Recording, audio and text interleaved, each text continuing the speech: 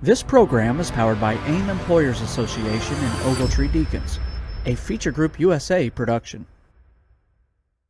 Hello, everybody. I'm Phil Brandt, President and CEO of AIM Employers Association. New data shows that 1 in 5 full-time workers has a side gig, and 60% are thinking about starting one. That's not ambition. That's a gap between what people need versus what they're getting. Strap in. I'm about to get fired up at This Week at Work. This Week at Work is the only show to pack workplace news, practical HR solutions, and timely insights into every 30-minute episode. Side gigs used to be called moonlighting back in my days, and they didn't want to deal with the conflict of, I have to leave because I have another job. I think it's really difficult to say you can't go out and earn a living and have a side hustle. Employers became less loyal to their employees. Layoffs became more popular. We need to be able to get the job done for customer satisfaction, quality purposes, extra effort here and there, and we have that conflict. That's still a very real deal. When someone's like, well, I already have a commitment and I want to uphold my commitment. And it's a delicate balance and it's not easy to manage. Download today's key takeaways and spark change in your workplace. All this and more on This Week at Work. All right, welcome back, everyone. Good morning, Burt. How are you today? Good morning, Phil. I'm doing pretty well today. Just enjoying this weather out there. How about yourself? I got to tell you, in the Midwest, we're getting pounded, right? I mean, it's been fun. I got to say that if you have a pool, that's good. If you work inside, that's wonderful. I was just having a conversation with our friend Tim here, and he was talking about a tour that he recently did this week at one of our AIM members that did not have a controlled environment. And not every workplace can. It's dangerously hot out there. It is. It's a tough place to be if you're not inside. I think that'll be one of my topics, Phil, on Lawyer on the Clock. I'm just going to remind people of the OSHA heat standards. Oh, yeah, that would be a timely one. You might be a few days late on that, but we'll take it. Hey, Burt, have you ever moonlighted? Excuse me, Phil? Have you moonlighting? Oh, have moonlighted. You ever moonlighted? Yeah, maybe. I mean, maybe I've done a favor for somebody here or there. I haven't moonlighted for pay. Oh, that's a good one. Now I'm doing a favor, right? If you're instead of being on 2 payrolls, maybe you are still moonlighting. But that's the topic, and we want to get into why are people moonlighting. I think is pretty interesting. But the numbers are going up, and I know back in my day, I definitely did it. I was just trying to get ahead, and it wasn't unusual for me to do whatever I needed to do to make additional money in the extra hours.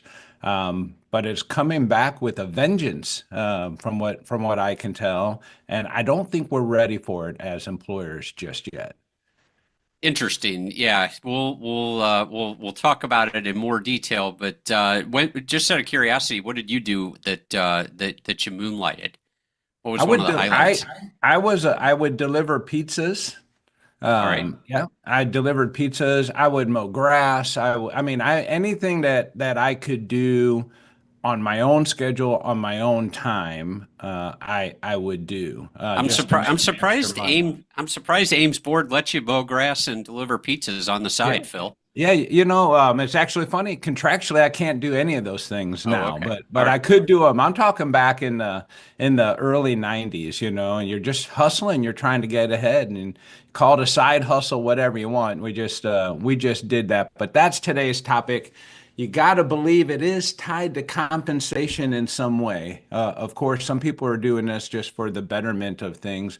But during the month of June, we've been focusing on compensation. And I think it makes sense to kind of close out this episode of the final week of the month with moonlighting.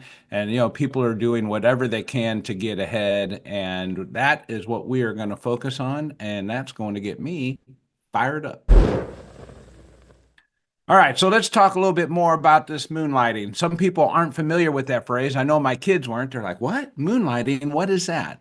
It's pretty simple. It's just basically holding a second job in addition to what you might consider your primary job.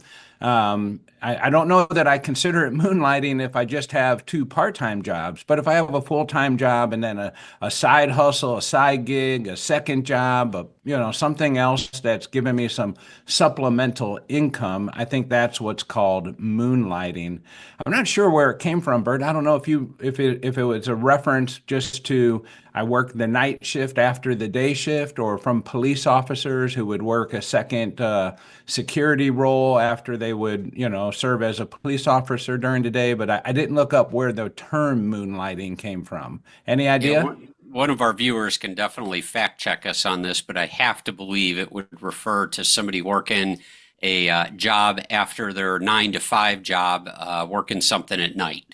Yeah, I would assume so. And there's more and more people doing it. I think the question is, why is that?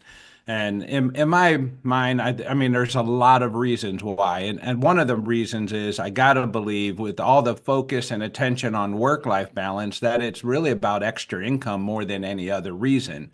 But I know there's reasons like, hey, I have a passion in this particular area, so I donate my time, or I took an extra job because I enjoy some of these other activities in life, and I might as well get paid while doing it. I know people who have second jobs because they like the discount that comes with it on things that they have particular hobbies in and things like that. Some people do it sometimes Particularly in the travel industry. I know several people who maintain positions at hotels yeah, because they like the benefits of that.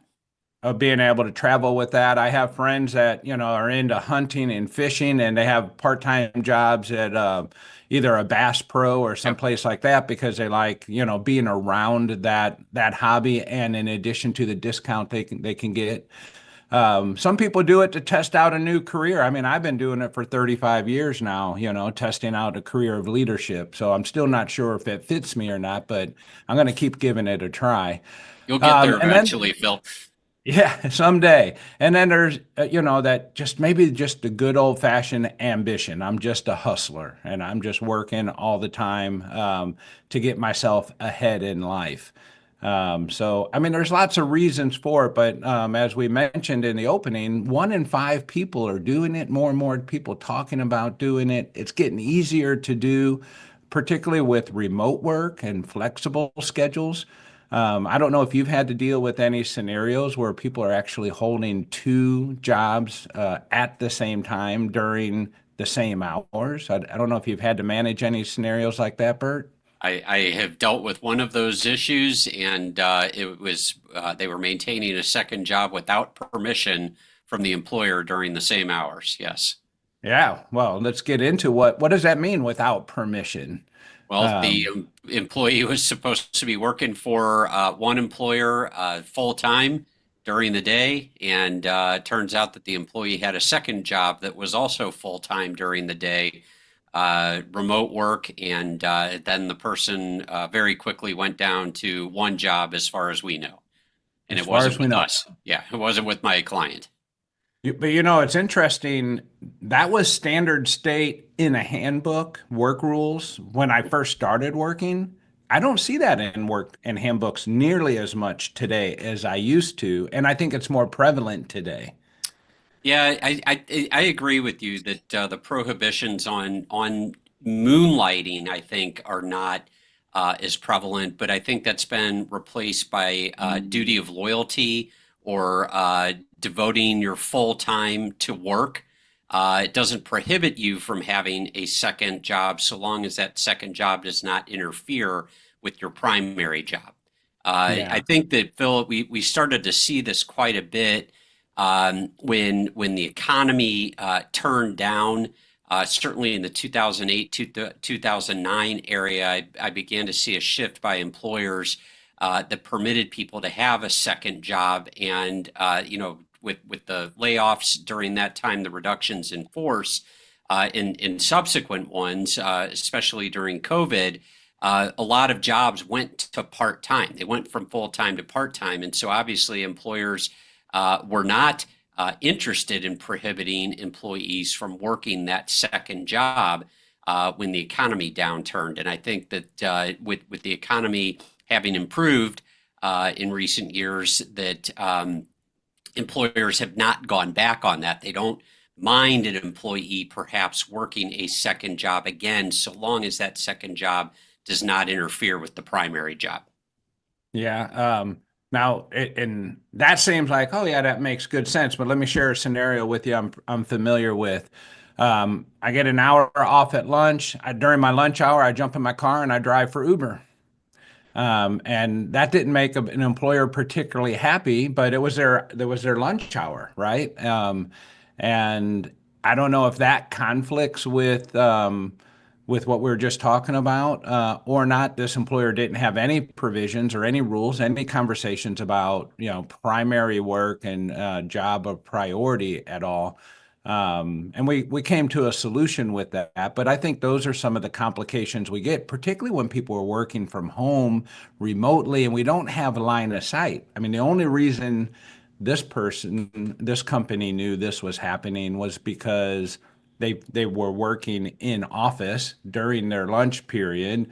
It became quite obvious that they were leaving and driving for Uber and then coming back at the end of the lunch period. Wasn't an issue of tardiness coming back from lunch or any of those things, but it kind of disrupted the workplace behavior and culture a little bit because it felt uncomfortable, something they weren't prepared to deal with. Well, it was probably really embarrassing when that person's boss needed to take an Uber from work to the airport and that same employee showed up to drive them. Absolutely. Talk about uncomfortable. Well, that didn't exactly happen that way, but it's very possible, I guess. And maybe they put a little extra charge. I wonder what kind of tip they might get for that. Yes. But there are jobs also that just have restrictions around it, certain government jobs. I believe the medical profession has that. If you're an over-the-road truck driver, I'm sure there are restrictions around, break time for the purposes of safety and so forth. There's probably other safety-sensitive roles that are, clearly marked where you have to have time off for rest. And if you're moonlighting or working a second gig, then, technically you're not resting the required amount of time before you come back to work to perform a very safety sensitive job. Yeah, that's exactly right. And again, I think that's why employers have shifted from the prohibition on holding a second job to requiring employees to devote their full time and attention to doing a good job for the employer, and that they don't prohibit a second job so long as that second job does not interfere with their performance of their primary job. And again, think of probably an extreme example, but like an airline pilot or an over-the-road trucker or something, that they have to have certain number of hours of rest. If they're moonlighting, that would then interfere with their primary job, and therefore the employer could and would properly prohibit it. Yep. So what we have here is we got some input from the chat line here. Somebody put in a ChatGPT definition of moonlighting, and too much to go over here, but I think if we just pull out here, refers to working by the light of the moon. Yeah, working by the light of the moon. And then if you look down here at the bottom, let's not forget about the 1980s TV show Moonlighting, starring Bruce Willis and Sybil Shepherd. Weren't they the couple? Yeah, there you go. How could we ever forget about that? I can tell you I'd never seen an episode of that. All right. All right. But what we have here really, Burt, is an opportunity for employers, if they haven't dusted their policy off here, to be proactive and not reactive. So with that, take it away, Producer Nick. Level up your HR game with an AAIM Employers Association membership. Get 24/7 expert support, exclusive training, and a network of peers. Join thousands of HR leaders building better organizations. Call AIM at 800-948-5700 or visit aimea.org today to learn about becoming a member.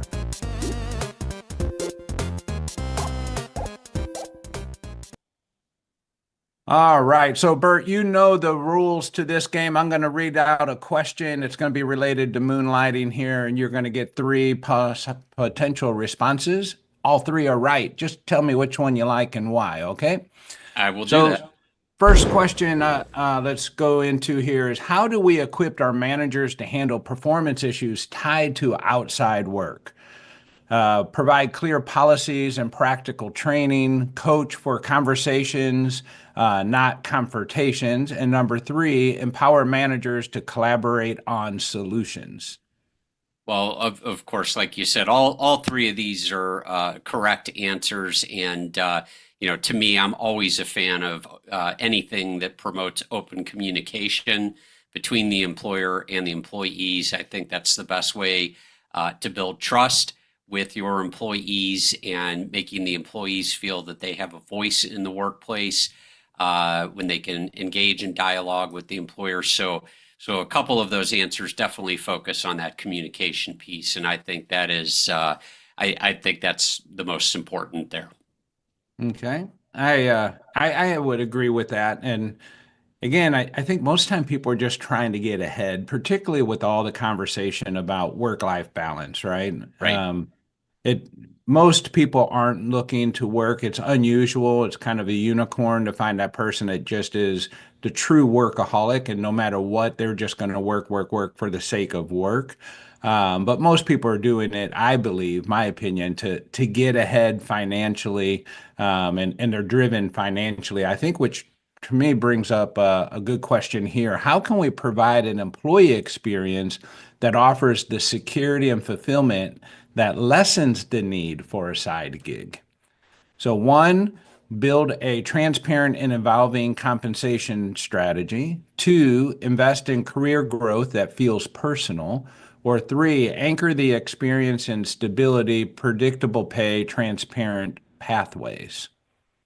Yeah, again, all of those are obviously great strategies. I think that the main reason why people moonlight is for extra compensation.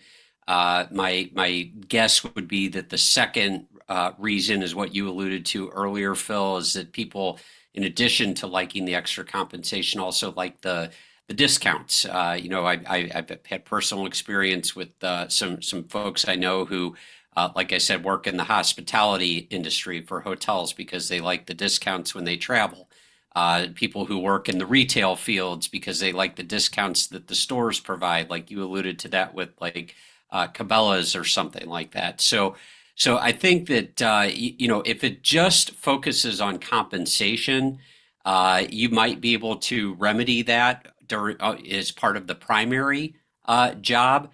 But you might not be able to, no matter what you do, no matter how much you raise your compensation to, people might like that compensation, that additional compensation for that second job. If people are working that second job because they want those discounts, et cetera, that's going to be hard for you as the primary employer to come up with something that would replace that benefit for the employee. So, again, I think focusing on compensation, the reasons why the person is working the second job, would be an important strategy there to try to prevent that if you, as the primary employer, want to prevent that moonlighting.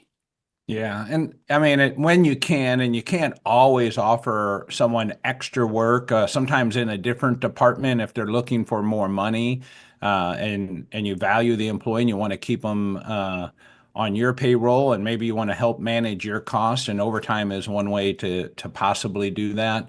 That's another way of doing it. It's different if obviously if they're salary and they're wanting to do that, but for people who are paid by the hour, sometimes there's some creative ways to, keep that resource within the boundaries of your workplace and still help them achieve their financial objective, even if it's a different type of job that they're doing for, quote, their side hustle, but with the same employer. All right, one more question. Real quickly though, Phil, I would definitely caution employers to be careful with that because of triggering overtime pay.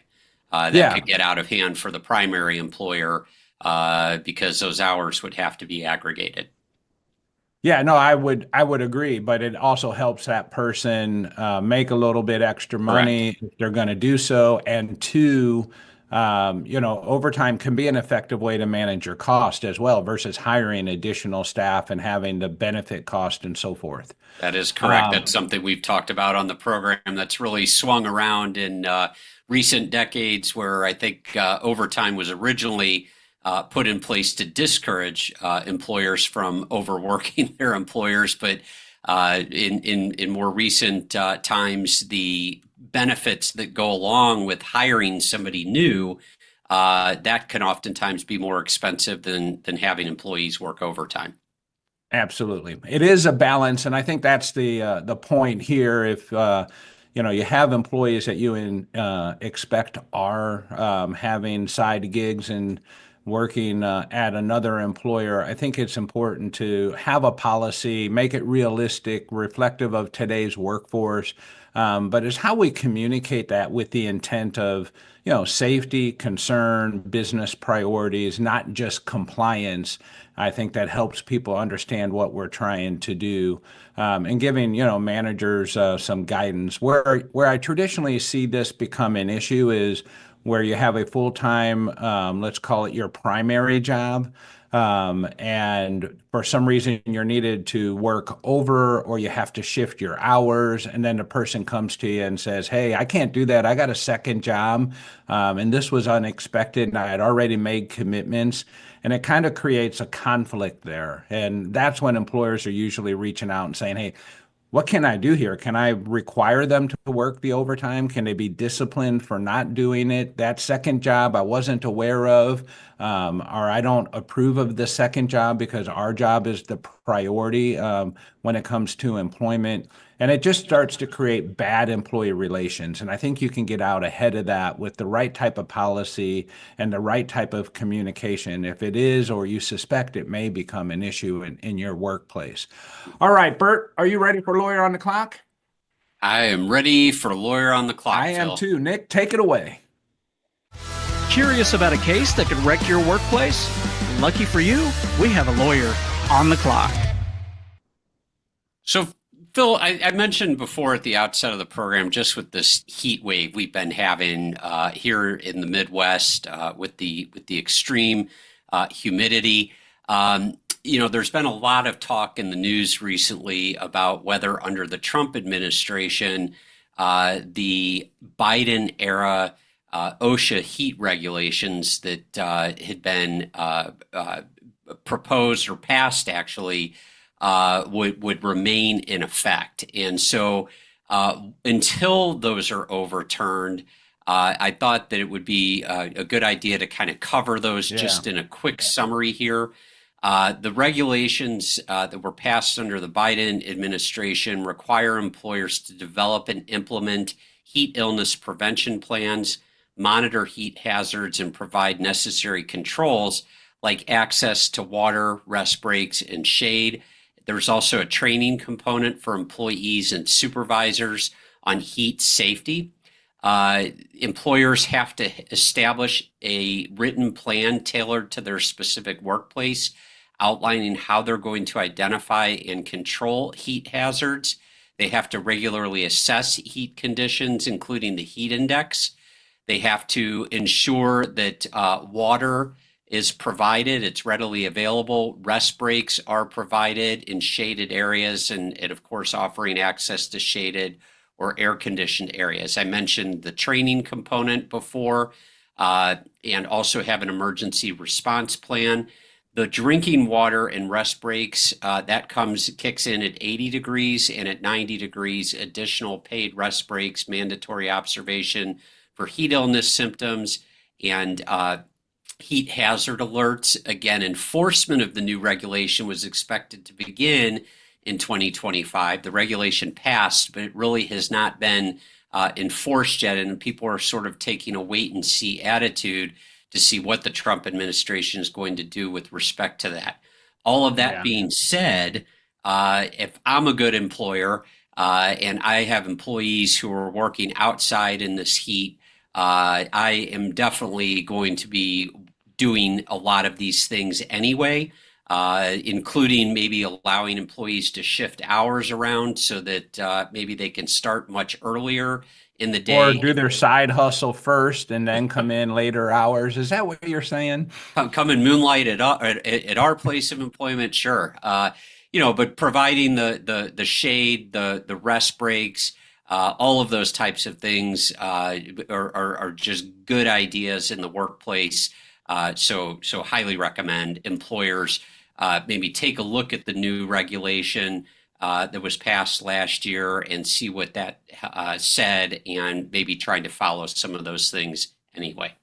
I can't stop but smile when I'm listening to our conversation, which I completely agree with. Don't misunderstand me. I think looking after people's health and well-being is really important, but standards change over time, and we started with back in my day, it was called moonlighting. My kids don't know what that means, but back in my day, and under in part my watch, we didn't provide water or even sports drinks unless it was over 95 degrees.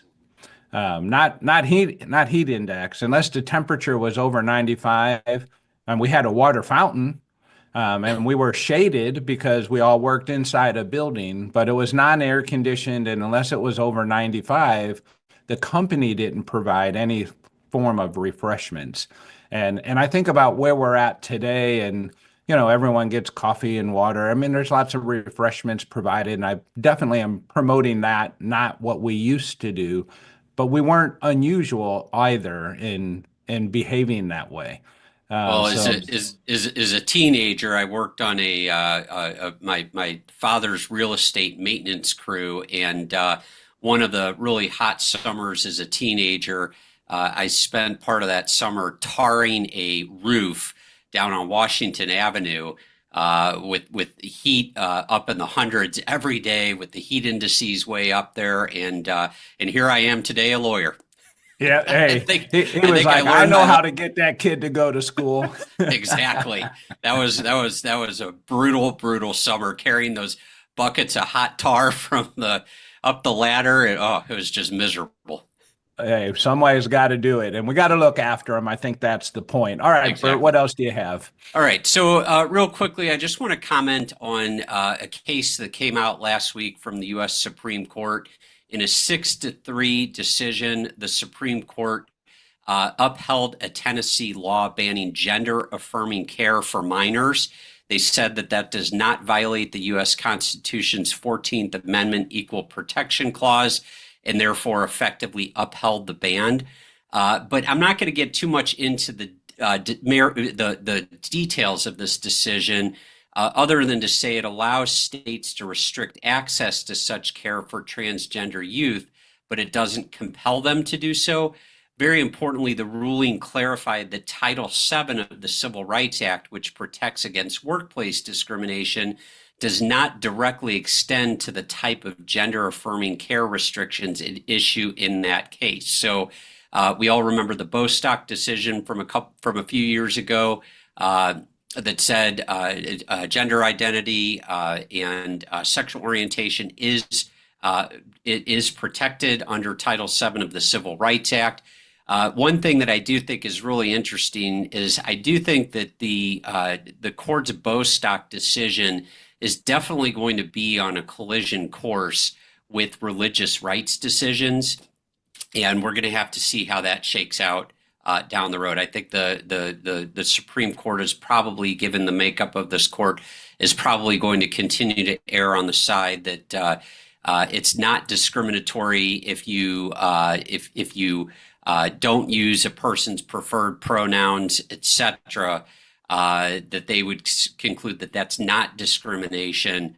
but you can't hold them back in their terms and conditions of employment if they are have a different gender or sexual orientation.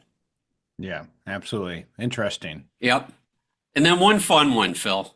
Okay. Well, I thought it was fun. A North Carolina woman has sued her employer, Truist Bank, alleging discrimination and retaliation after she said a prank involving the doll Chucky exacerbated her anxiety disorder.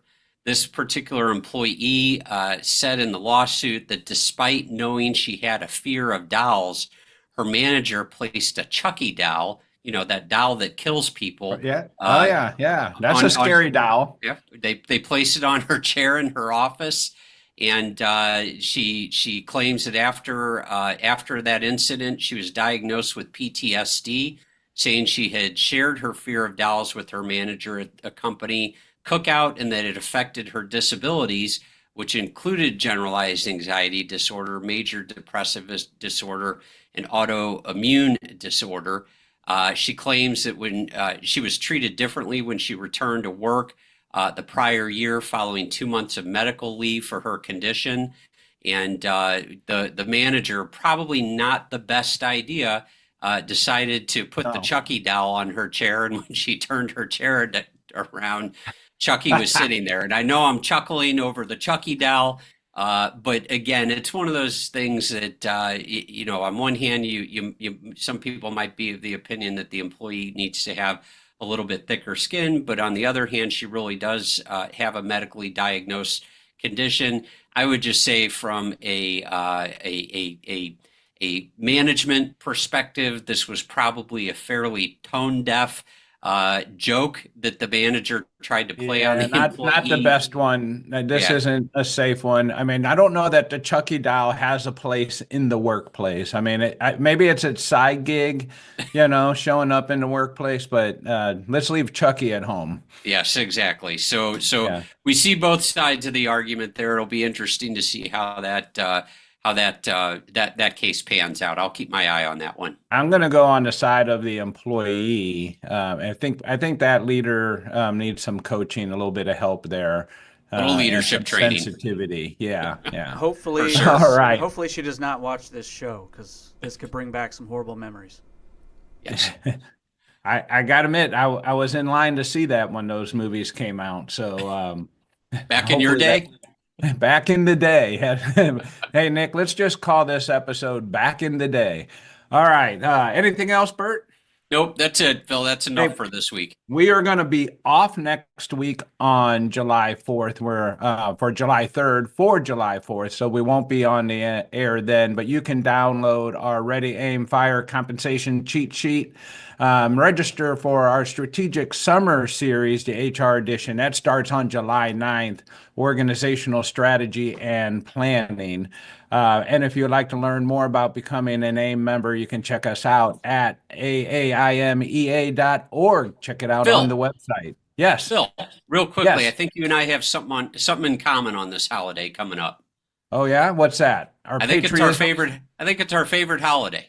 It is our favorite holiday. In my mind, there's not a better holiday, and we can all, as Americans, celebrate this holiday regardless of our differences. I will have my red, white, and blue tie-dye on, that's for sure. Love it. Yeah, all right. Until then, let's go out and let's be good to each other. Bye-bye. Thank you once again for tuning in to This Week at Work. If you enjoy the show, please like it, share it, and make sure it's on your calendar every week. Ask your burning questions anytime and let us know what topics you'd like us to cover. Just go to hrask.org and be sure to leave a review wherever you catch our show to help other HR pros find us as well. We'll see you next week when we discuss what's happening this week at work.